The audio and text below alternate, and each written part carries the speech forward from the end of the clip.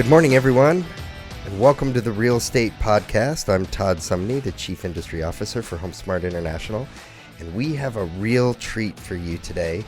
Another tactic, another tool, some knowledge that you need to apply to your business to help you be a better realtor and to help customers buy and sell more homes. Today's topic, we're going to talk about home staging, and we're going to talk about the principles of home staging. We're going to talk about some key tactics and things that you need to know, some key things you could apply to your business. And we're even going to talk about becoming certified or knowledgeable, or where you can really learn about home staging, everything you need to know, and how you can kind of engage in that then here at the end of the call. So without any further ado, I want to introduce our guest today. We have Connie, and I'm not going to try to say Connie's last name the way she does. She says it so beautiful with such an accent, and I'm going to give you her spelling of her name in a minute. But Connie, could you introduce yourself to our audience here today?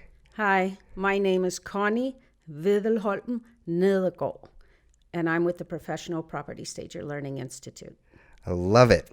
So the spelling of that is Connie, C-O-N-N-I-E, and then capital N-E-D-E-R-G-A-A-R-D. That's right. Is that correct? That's right. All right. And then pronounce it one more time. Nedergaard. It means lower garden in Lower Denmark. Garden. I love it. Yes. It's like the lower farm. I love it. Yeah. So, and we were saying Danish? It's Danish. Danish. It's Danish. All right. That's great. What a background. Okay. So we're going to give you Connie's email address here real quick. Connie at professionalpropertystager.com. That's right. There's also an email address, education services at professionalpropertystager.com, if you would like that one as well. And a phone number. Are you okay with your phone number? What phone number do you want me to give them? Are the 216? Either one is fine. 216-288-9222. That's right. And that goes into the education services for professional property stagers, yes. Right? Or stager.com. Okay, awesome. Well, before we get to some of that, let's talk real quick. Let's talk home staging. Mm-hmm. But how did you fall in love with home staging? How did you discover the value of home staging? And why should someone in our audience, a realtor, a real estate agent right now who's listening, why should they care about home staging? Well, I fell in love with property staging while I was waiting for my visa in Dublin, Ohio. And so I always had a passion for real estate and had time to wait, so decided to look into professional property staging. At the time, the key word everybody was using was home staging. And I went to this class, and it was a 2-day class for realtors where you got a few tips and tricks. But the third day was where you were really going to learn about property staging and become a property stager. So because I had the time and I was excited about it, my husband said, go ahead and do it. Property staging I like to call it merchandising. Right. When you're selling a property, you need to understand that you need an edge over your competition. And Mr. Smith, you don't have to stage your home, but just know 3 doors down, they did, and that's your direct competition. So it makes a really big difference in your business. And the key takeaways to the consumer is fewer days on market, yes. Higher home value or higher price. Selling price, is that right? Yes, we like to call it staged and sold. Sell it faster, sell it smarter. Sell it faster, sell it smarter. That's right. Okay. Yeah. And so then to the real estate agent, if they have a track record and if they have knowledge, they can talk about it when they're in that listing appointment. They can. They will introduce. A lot of times, a homeowner will. Back in the day, they wouldn't interview 3 agents. Nowadays, there's knowledge out there, there's the internet, so they know they can interview more than one. And they always ask this question: why should I choose you? What can you do for me that makes you be the one that I want to work with? And staging as a realtor is a really great tool because you'll be able to work a consultation with them. And the nice thing about this consultation is, and this is key, the consultation is called an LSP, which is a limited service plan. That means you provide the knowledge and the consultation, but it's the homeowners that do the work. Mm-hmm. They need skin in the game. If you go and you do it all and you take your pictures, 2 days later, the house doesn't look staged anymore. It's not merchandise for people to come in and fall in love with it. And the longer we can keep somebody in that house, the better chance we have of them buying it. Right. So if they have skin in the game, right, they're going to keep it the way it needs to be. A really nice product. So you told me a story about when you first, staging got your attention, mm-hmm. and how you were hired, and the time of, let's see, you had your real estate license since about 2000, right? Yes. But then somewhere along the way, there was a downturn in the economy. There was. And someone came to you with some properties that they needed to move. Yes. And I think you said, and for me, what got my attention about that was it was a high volume of properties. It was like 52 properties or something, right? It was villages. Okay. So I would stage all the amenities, 2 models, and then I would bring in the photographer and models, and we take all the pictures, we get it out into the marketplace, the lease numbers would shoot up, and then they would sell off that property, and then I'd move on to the next one. Right. Right. And I worked with the largest property management company at the time, Aimco Properties. Right. But then the key to me then is that shows that staging really does work. It does. Because prior to that, the properties were languishing on the market. Obviously, that's not good in some situations, right?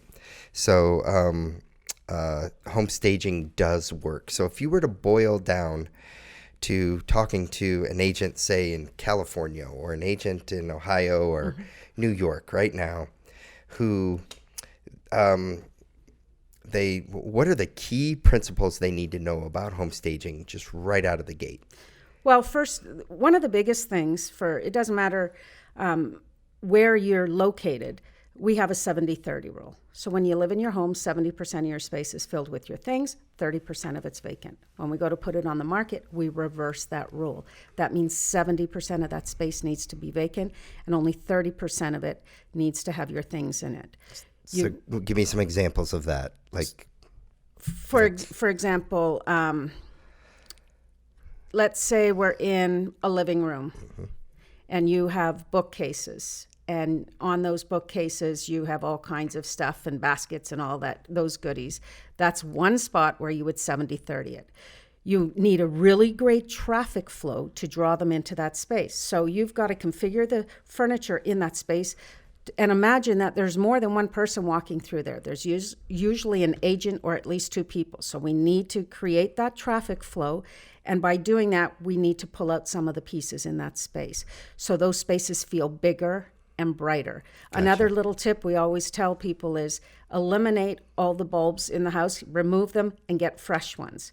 Get rid of the ones that look like the back end of a piglet because they don't burn as bright. Okay. And if we put all new bulbs in, they always shine brighter the first time. And as a realtor, you need to turn on the lights when you're having people come through the home, and then we end up shutting them behind. So this is another tip when it comes to lights. In about the early, late 70s, the rules were changed for developers. They didn't have to put ceiling lights in anymore, but they did have to have a switch that attached to one of the outlets, and that outlet was usually inverted, so you knew exactly which one it was. So if you have that knowledge and you walk into a room with a homeowner, you can say to them, oh, you know what, we're going to stage it this way and make sure we have a lamp attached to that outlet, because when people come through, if the lights have been shut off and they turn it on, we have instant light in the room. If we don't have that, they look up at the ceiling and they go, oh, it's one of these houses that doesn't have a light in the ceiling. That's going to be an expense for us to get put in place. So it's about, in every room, pulling out as much equity mm-hmm. that we can and addressing condition. Got it. Right. Okay, so I was once interviewing an agent that was talking about open houses, mm-hmm. and they didn't quite get into the topic of staging, but one of the things they were talking about was removing all of the personal items like so many, even right down to removing photographs of the families on the walls. Yes. And in this case, the realtor would come in and, because I was like, wait a minute, I've been in a home before, where there's 40 pictures on a hallway, and they're staged and they're set up on the wall in such a way that it really does add this ambience to the home, right? With personal pictures? But they all have personal pictures. And so in her case, she was saying, I would leave the pictures, like the frames there, but I would replace the photos. That's right. And so I'm just asking, so you concur? Yes. So, and how would someone do that, and why do they need to do that? Well, you want to take the personality out of the house. So if you have pictures of people that are living in the home, I've had it happen to me. We walk through a property and the buyer says, I know them. They got lots of money. They don't need to have it at this price. And they're not there to look at who has that home. They're there to look at the home for themselves. So It's about eliminating excuses again for the buyer.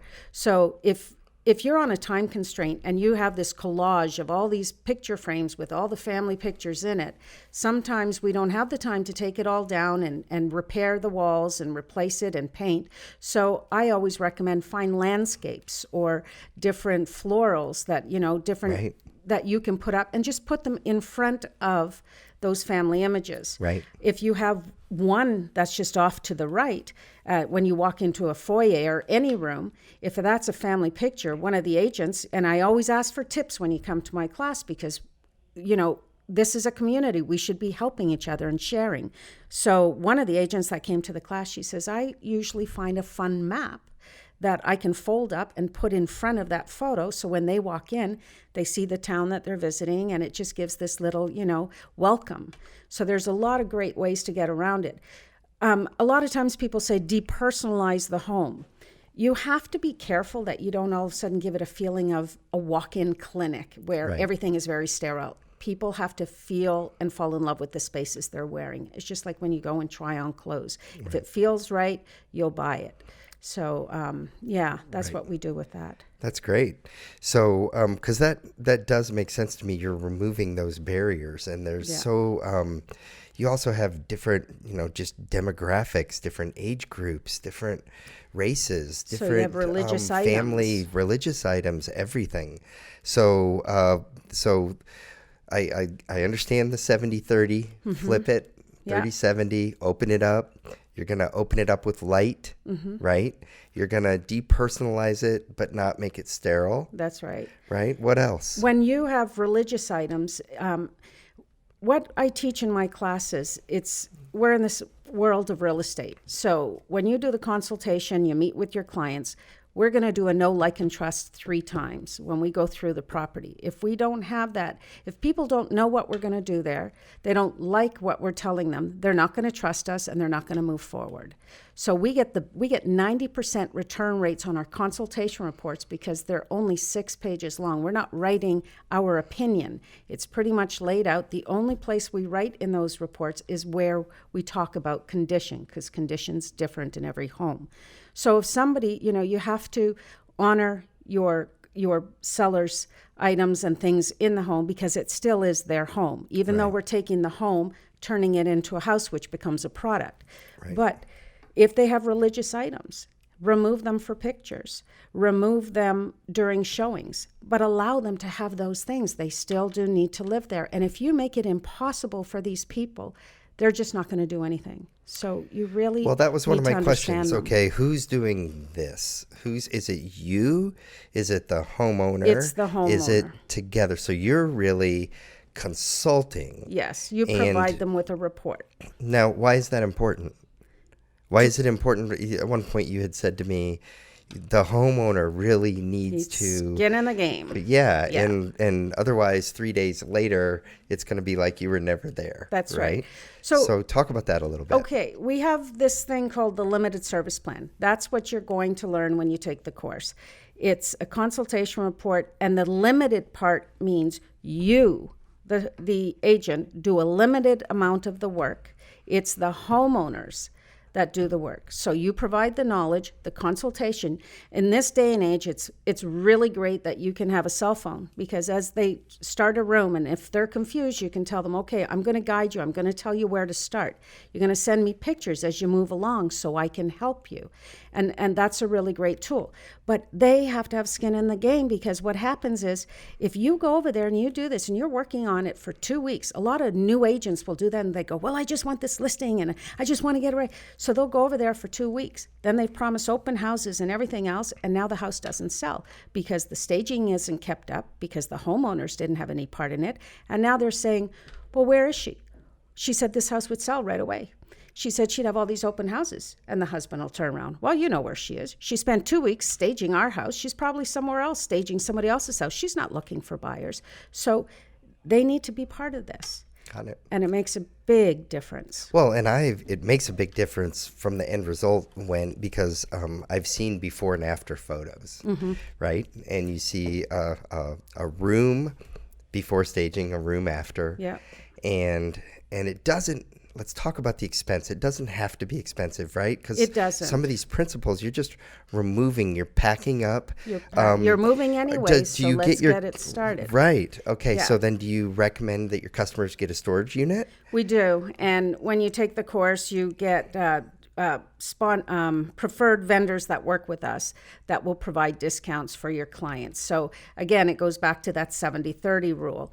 So once we remove items in that home, it will go to storage.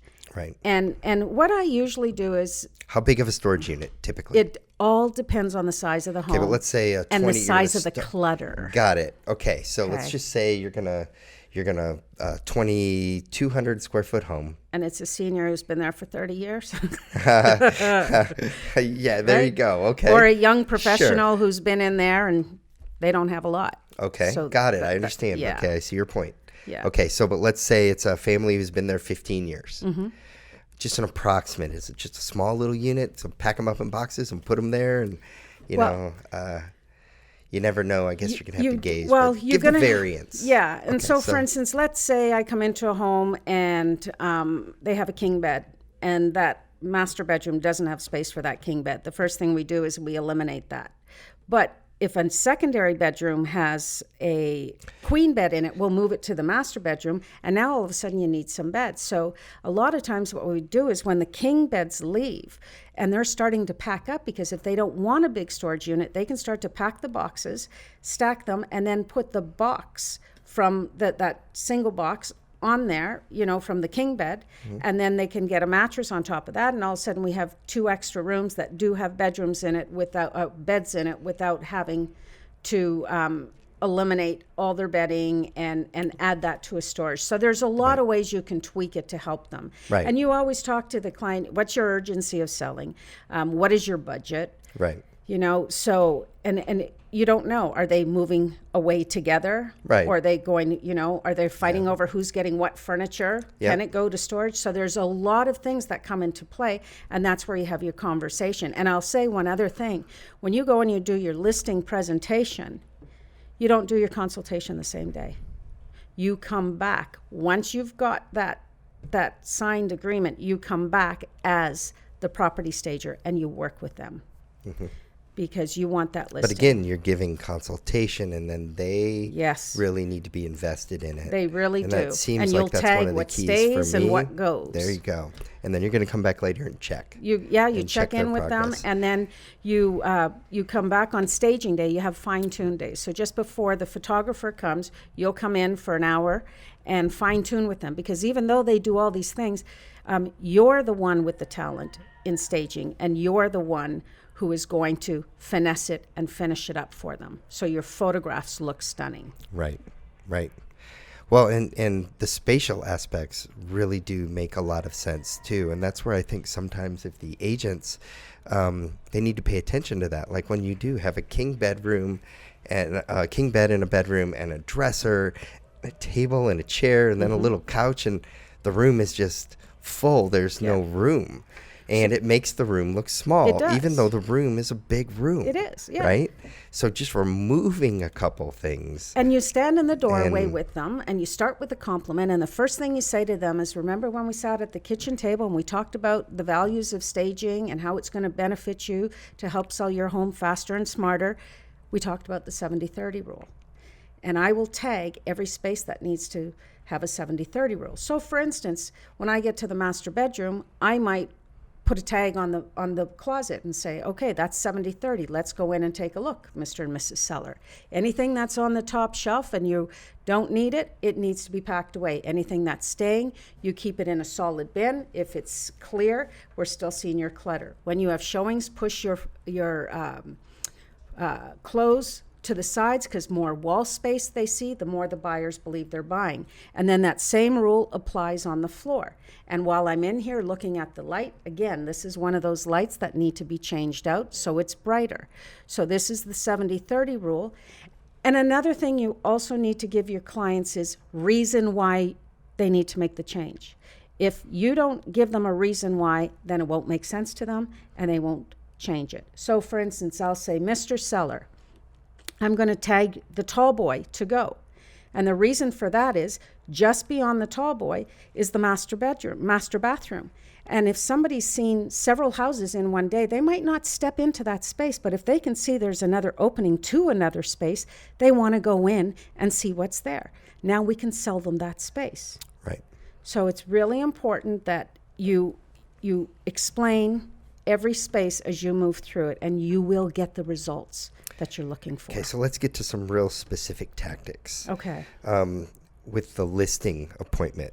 Yes. I understand that you have a conversation at the listing appointment. Yep. And in a way, you are leveraging this knowledge to win the listing. Yes. Then once you win the listing, you come back later as the staging consultant. Yes, and you want walk them both through, of them there. Reference the conversation you had at the listing appointment. Yes. And then after they do the work, you're going to come back later to both check as well as with the photography and that whole thing.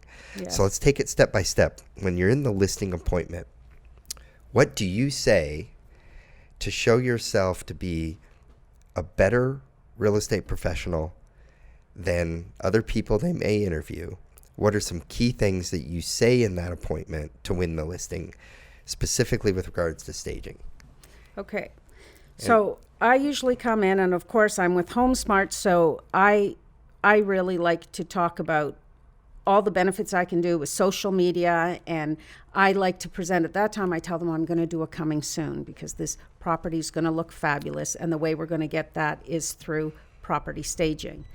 And they might ask me, well, what is property staging? And I tell them it's merchandising. It's what's going to give you the best top dollar on this property. And what will happen is, if you're happy with what I've shown you today in my presentation, then I will come back on Wednesday, and I want to do it where we still have a lot of light so I can work with your colors on the walls, what's going on in all the spaces. And then we'll talk about, I know the price we talked about earlier that you're looking for. We can address that price, and then we will work backwards through this consultation. So if this is where you're at and the price, then we can get that for you. But then you need to do everything that I'm going to put into this consultation form for you.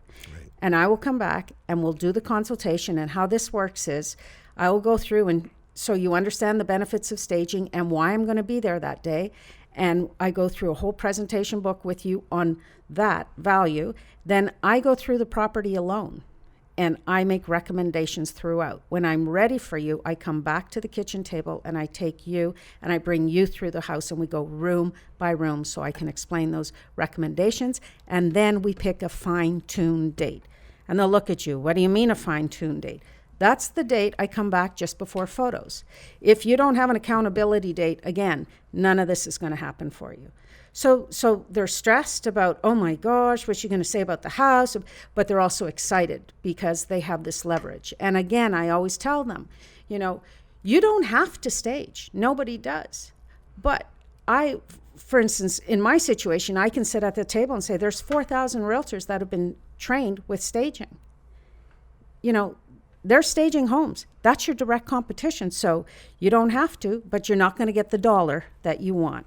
Right. So 3 doors down. Exactly. Yeah, you used that example I did. with me. You're like, I know that 3 doors down, your neighbor staged their home. That's right. And if And you that's- don't, that's your direct competition. Right. So that will set the value of your home. Right. And I worked with a realtor at HER years ago, and he used to use that tool. He would take a client to a home and say, you know, I know you want to be near the school. I know this is what you're looking for. You wanted a family room in the basement.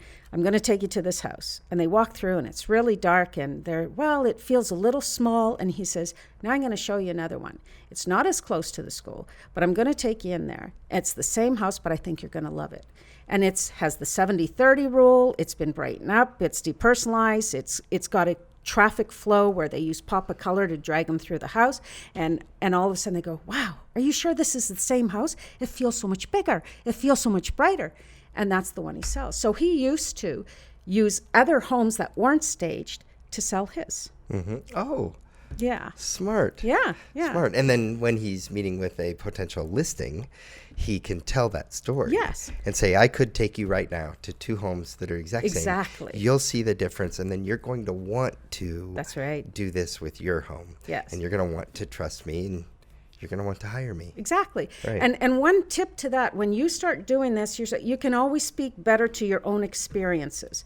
So when you start doing your before and after pictures, don't just assume when you come back, you're going to take your after picture because you have an idea in your mind the way that room's going to look. Your before pictures need to be 4 sides and 4 corners. So when you come back, if your plan didn't work, you still have a really great before and after because you get provided before and after pictures. But when it's your own product, it's so much easier to sell it. And people love when you're excited about what you do because they feel that passion. Right. That's great. Okay, so what other, okay, so I love all of the tactics. We've just talked about the listing appointment, right? Mm-hmm. How about interior, exterior?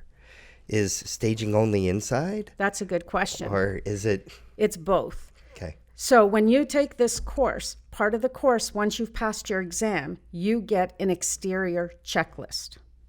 So there is courses that we have that you can do in outside staging, but a lot of times, once you've done the whole process, you take them through the home, you get your accountability date, then you give them this interior checklist and say, okay, once all of this is done, it's just a bit of cleaning up on the outside because it's your first impression.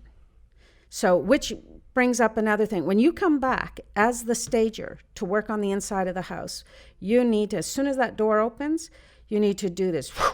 What do I see? What do I smell? And how did that just make me feel? Because that's a first impression you're never going to get back again. And it's the same on the outside. If it doesn't look great on the outside, for instance, a little thing like a house number. Well, if you don't have a house number up there and they need to look, well, is it this one or it could be this one? No, I think it is that one. Then when they pull up, you've already lost that great first impression. Right. So it's really important, yes, the inside and the outside. You're not just selling one room. You're not just selling the front door. You're selling a whole package. So over the years, have you cultivated this big, long list then that also helps you? And then as you come across something new, you add it to the list, meaning like I'm instantly thinking, I'm walking through in my mind that scenario. Mm-hmm. And, the numbers either are non-existent, they're super small, they're not lit up, they're in a bad location. Is there a street number painted on the curb, in the white with the numbers? Or is there something on the curb that can get their attention? And I'm sitting here going through like a little checklist in my mind. Is there a checklist that's part of this that you use? Yes, there is. And you learn about it in the class. But when you pull up to the home, the first thing you need to do is pay attention to everything that's going on the outside. For instance, if you come to homes that have been built maybe 10 years ago, a new build property, a lot of times those lanterns on the outside of the garage were installed incorrectly. They're upside down.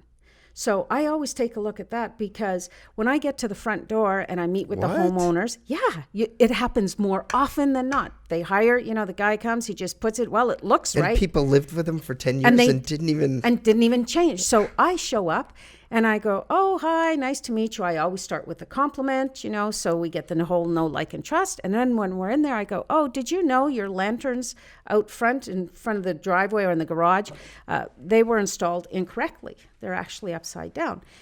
More often than they always say, oh my gosh, you're the first person who's ever said that. I can't believe it. Oh, how did you know?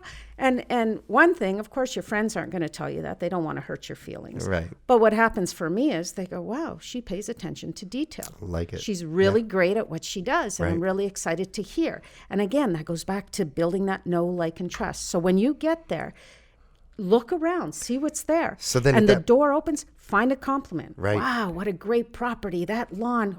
Who's the manicure on that one? Right. There's always something. So at that point, do you have them suggest that they hire an electrician and correct them? Yes. And all those that will types be of on the things? checklist. It's on the checklist. That's on the checklist. And so then you customize this checklist for every it's a customer. 6-page report, and it's very there's checklists, but there's also parts that you'll be able to provide individual information. So as far as expense goes, expense to the realtor, expense to the consumer. What I'm hearing so far is that it doesn't have to be thousands of dollars and furniture and all this other kind of stuff. Obviously, someone could take it to that level if they wanted to, but we're really talking some boxes, a storage, and really that expense is borne by the homeowner. Yes. So it's really not costing the realtor anything other than maybe their training and their consultation, they're learning, but after that it's them leveraging that, and it really isn't a lot of expense. Or is there expense? Well, this is what we like to say. In the class, one of the questions every realtor always asks, well, how much do we charge for this service? So there's a lot of different ways you can spin it. You can either charge for the service, and if you want to charge for the service, you have to keep that separate from your real estate license. That's a different business. That's another reason why you should come on a separate date. You can tell them, I'm going to pay for this service, and the service is anywhere, depending on where you are, it's anywhere between $250 to up to $500 for the 2-visit program. That's 2 hours on the front end with a 1-hour follow-up. If you want to give that to your clients, you can tell them, you know what, I'm going to provide this for you. However, because it's a separate business, I come as the stager, you will pay me the day of staging, and when we close, I will reimburse you that money.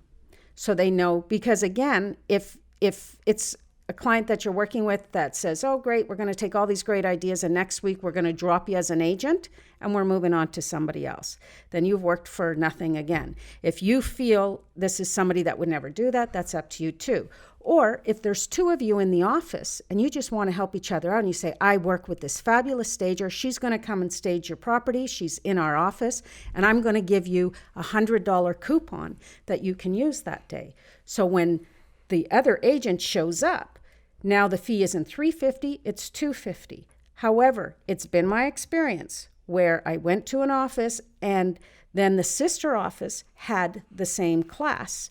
And we talked about that idea and they said, you know that idea you had? And I said, yeah. Well, the agent that went as the property stager took the listing from the other agent. And I was like, and they showed up at work and they said, yeah. So I'm telling you now, as an agent, if you're going to use that model, you make sure you have your listing signed first. Right. So there's so many different ways that you can spin it, but I think it's important that you tell the clients there's a value behind it. So it's $350. So which is the one that you recommend? Meaning that on one hand, too, an agent could learn, be certified, get the knowledge, and just provide it as a service. That's what I do. So when I do it myself, I tell them, this is a $350 value. I'm going to be your property stager and I'm going to provide you this service. If we bring in a stager, this is what the fee would be.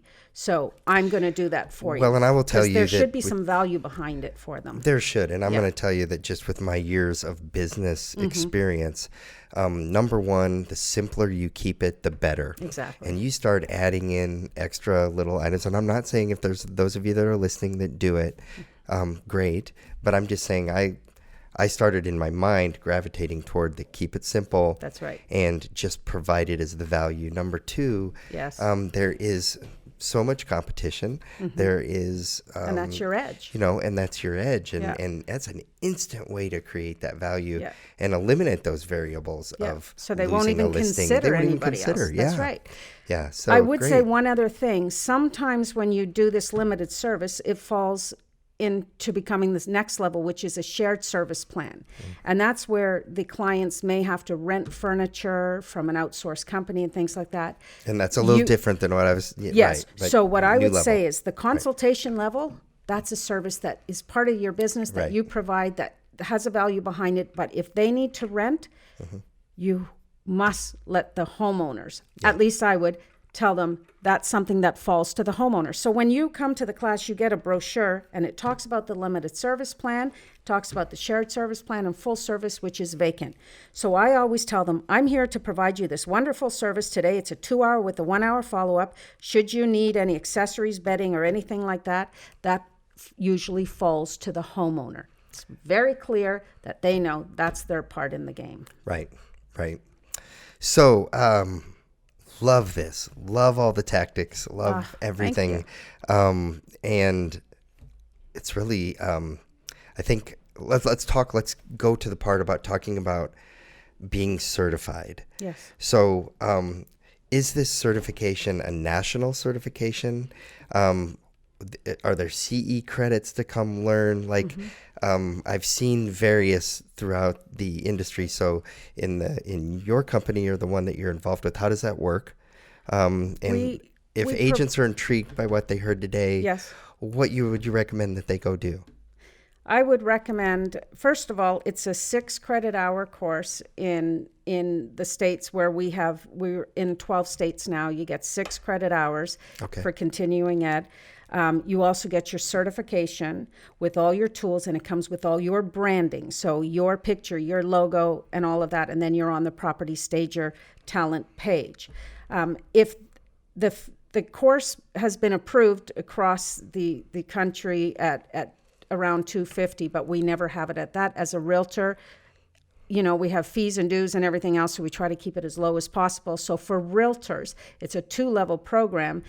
We have the course outline online. They can take a look and see all the valuable tools they get, but it's usually around $149.99 is what the fee is. And that's at Professional Property Stager.com. Stager.com. Yeah, right. And they can register there, or if they don't see a class in their area, then please reach out, email, call me, let me know if you want to have a class in your area, and we'll do everything we can to get it there.